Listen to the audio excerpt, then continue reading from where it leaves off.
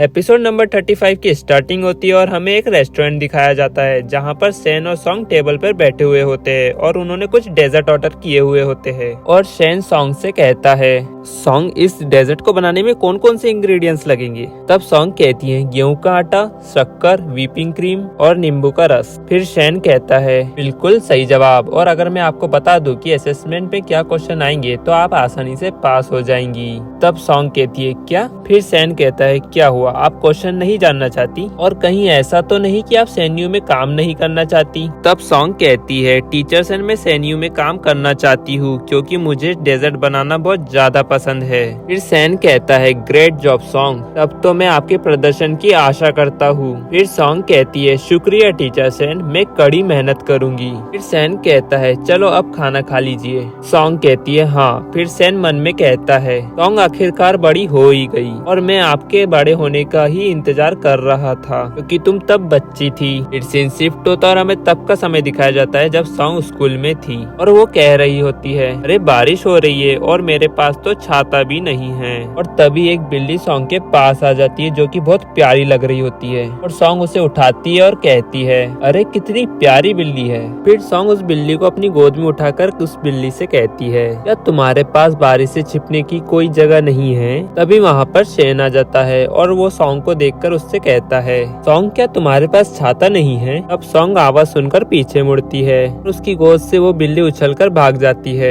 और फिर सॉन्ग कहती है, टीचर शेन आप? तब शेन कहता है, सॉन्ग क्या तुम बारिश के रुकने का इंतजार कर रही हो? तब सॉन्ग कहती है, हाँ, और ऐसा लगता है कि बारिश जल्द ही रुक जाएंगी। और फिर वो आसमान को देखने लगती है। फिर शेन कहता है, देखो बारिश रुक गई है, चलो सॉन्ग साथ में चलते हैं। तब सॉन्ग कहती है, हाँ चलिए चलते हैं। और फिर वो दोनों साथ में रास्ते से जा रहे होते हैं और सॉन्ग रास्ते में जाते हुए पानी के साथ खेल रही होती है और शेन उसे पानी के साथ खेलता देख रहा होता है। फिर हमें प्रेजेंट का समय दिखाया जाता है और शेन मन में कहता है, और मैं उस दिन से सॉन्ग को पसंद करने लगा और अगर मेरे परिवार में उस वक्त प्रॉब्लम नहीं चल रही होती तो मैं सॉन्ग को प्रपोज कर देता जब मैंने उसे आइस स्केटिंग के लिए बुलाया था। फिर सॉन्ग कहती है, टीचर शेन आप क्या सोच रहे हैं? तब शेन हैरान होते हुए कहता है, मुझे माफ करना, क्या तुमने कुछ कहा क्या? अब सॉन्ग कहती है, मैं ये बोल रही थी कि आप यूएस फिर से वापस जाओगे। तब शेन कहता है, नहीं, मैं यूएस अब कभी नहीं जाने वाला। फिर मन में कहता है, तुम्हारे लिए अब मैं यूएस कभी नहीं जाने वाला। फिर सॉन्ग कहती है, ये तो बहुत अच्छी बात है। फिर शेन कहता है, ये लीजिए और बातें कम कीजिए, खाना खाइए। फिर हमें कुछ देर बाद का समय दिखाया जाता है और वो दोनों रेस्टोरेंट से बाहर आ रहे होते हैं और शेन सॉन्ग से कहता है, सॉन्ग क्या मैं आपसे एक बात पूछ सकता हूँ कि आप मुझे अब टीचर शेन क्यों कहती है? और अब आप ग्रेजुएट हो गई है और अब मैं आपका टीचर नहीं हूँ। अब सॉन्ग कहती है, तो फिर मैं आपको क्या नाम से बुलाऊं? अब शेन कहता है, आप मेरा नाम लीजिए, आप मुझे शेन कह सकती है। तब सॉन्ग कहती है, शेन? फिर शेन कहता है, सॉन्ग। और तभी शेन का फोन रिंग होने लगता है और फिर वो कॉल उठाता है और कहता है, हेलो। और सामने वाला व्यक्ति कहता है, यह मैं हूँ। फिर शेन कहता है, क्या हुआ, मुझे बताओ, मेरे लिए रुको। और फिर कॉल कट हो जाता है और शेन सॉन्ग से कहता है, सॉन्ग मैं आपको घर नहीं छोड़ पाऊंगा, मुझे माफ करना,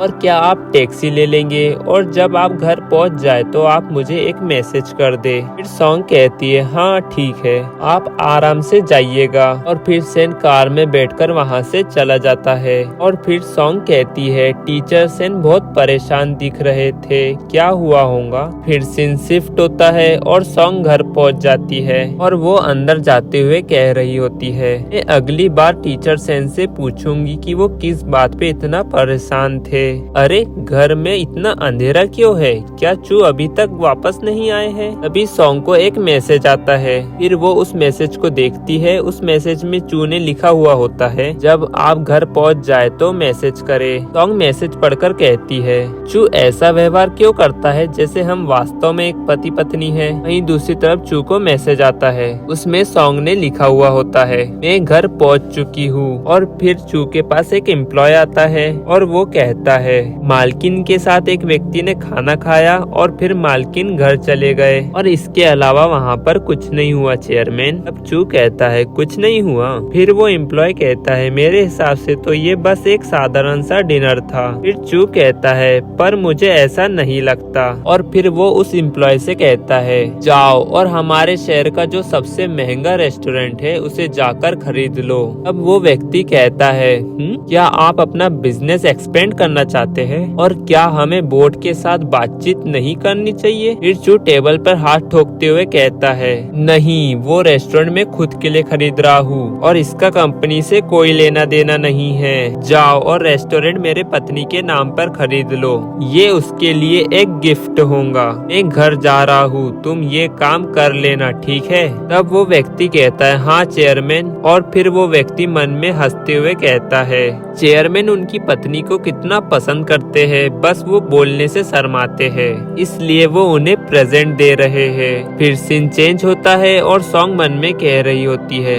चू अभी तक वापस क्यों नहीं आए और अब तो मुझे चू की चिंता होने लगी है और इसके वजह से मुझे नींद भी नहीं आ रही है, पता नहीं चू कहाँ रह गए। और तभी चू घर वापस आ जाता है और सॉन्ग उसे देखकर उसके पास जाते हुए कहती है आप वापस आ गए और आपको इतनी देर क्यों लग गई? और चू इसका कोई जवाब नहीं देता। फिर सॉन्ग कहती है क्या बात है, आप ऐसे क्यों खड़े हैं, क्या आपका मूड खराब है? तभी चू सॉन्ग का हाथ पकड़ता है और उसे अपने कंधे पर उठा लेता है और सॉन्ग कह रही होती है तुम ये क्या कर रहे हो चू? और चू उसे अंदर ले जा रहा होता है। और गाइस जैसे तुम लोग सोच रहे हो ना वैसा ही कुछ होने वाला है। और गाइस इसी के साथ ये एपिसोड यहाँ एंड हो जाता है। आपको पसंद आया तो लाइक एंड सब्सक्राइब जरूर करें। मिलते हैं आपको जल्दी नेक्स्ट एपिसोड में।